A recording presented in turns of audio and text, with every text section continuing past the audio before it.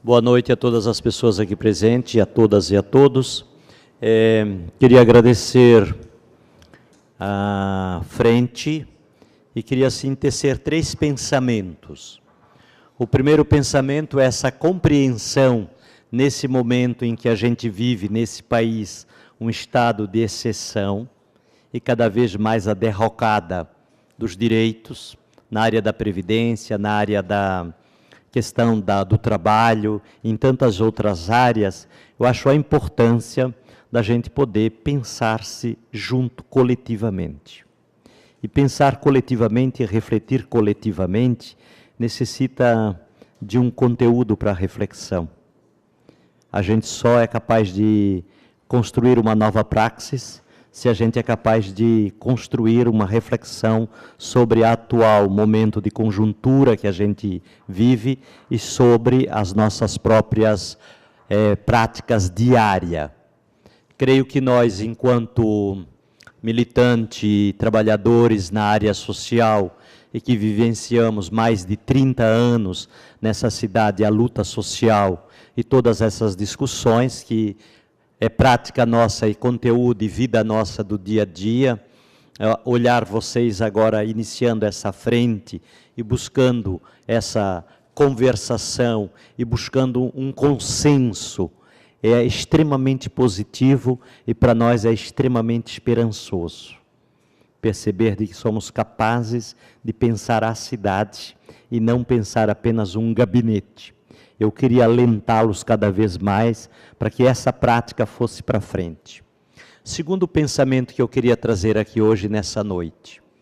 Penso que a partir de vocês e a partir desta prática e desta frente, nós poderíamos começar a iniciar de novo nessa cidade o que já fizemos algumas vezes, que é a discussão do orçamento participativo.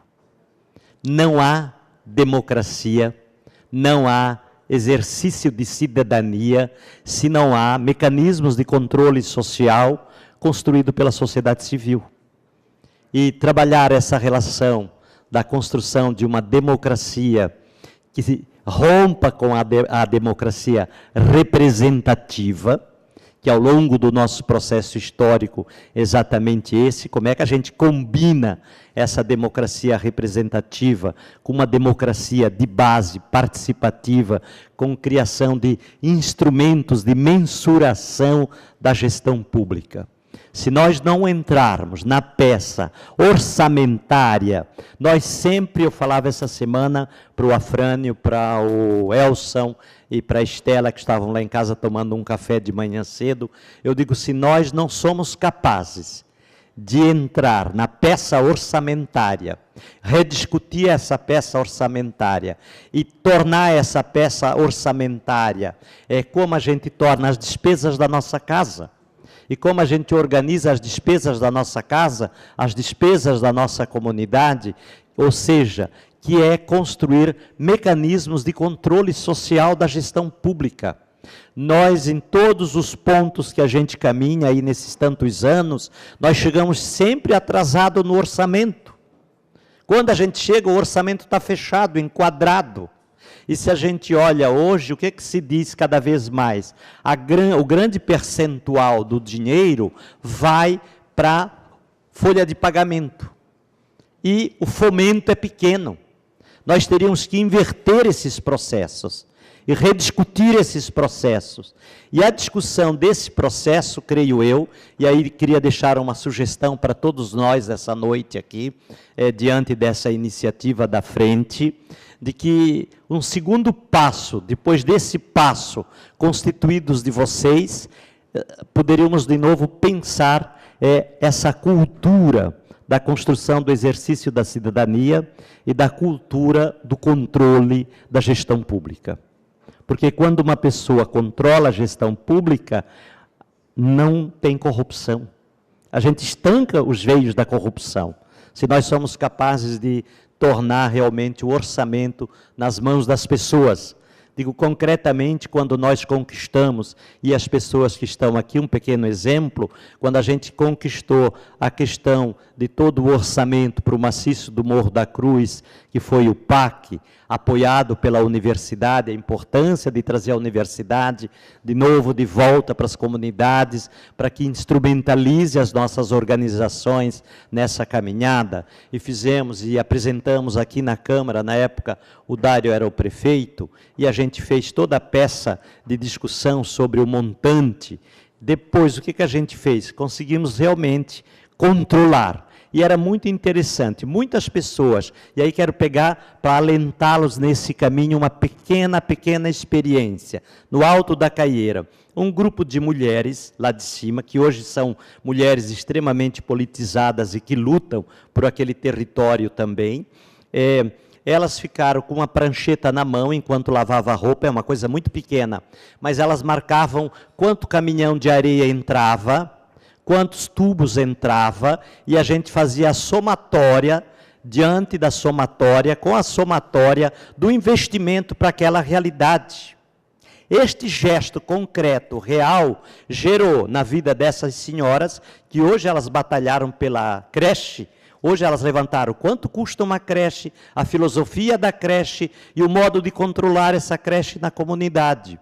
Por isso que eu sou extremamente esperançoso com esse trabalho, porque, no fundo, é devolver e ajudar a sociedade civil a construir políticas públicas efetivas. E se nós não abrirmos espaço e construirmos espaços de reflexão, espaços de controle do exercício na prática do dia a dia da cidadania e desse trabalho da cidadania que é tão importante e tão fundamental na prática do dia a dia, porque é uma forma de eu me apropriar desse processo. O seu Teco do nosso Morro, não sei se ele está por aqui, depois que a gente fez o orçamento participativo, na época do Afrânio e do Grando, o seu Teco dizia na nossa comunidade do Morro, que é um homem extremamente politizado. O seu Teco diz, hoje eu não olho mais o buraco da minha rua, eu olho o buraco da cidade. E eu luto pelo buraco da cidade, ou seja, eu luto por uma, realmente, política pública, de uma discussão de política pública. Então, criar instrumentos pedagógicos e populares de mensuração desse processo, penso que o desdobramento desse trabalho da frente, ele poderia construir nessa cidade o controle, até porque os indicadores nós temos da vida dessa cidade. Pensar regionalmente essa cidade, nós temos, na época desse orçamento, a gente tinha 14, 15 áreas que a gente tinha como áreas privilegiadas de discussão, de encontro, de debate, e isso gerou, inclusive nas comunidades, quem participou, acho que o seu Solimar participou também daquela época, gerou uma cultura de solidariedade entre as comunidades. Então, tinha comunidade que dizia, a nossa ainda já tem o orçamento. Então, podemos esperar em relação à construção do parque, que agora, hoje a gente tem o parque ali, mas o parque é uma luta de 20 anos no nosso morro.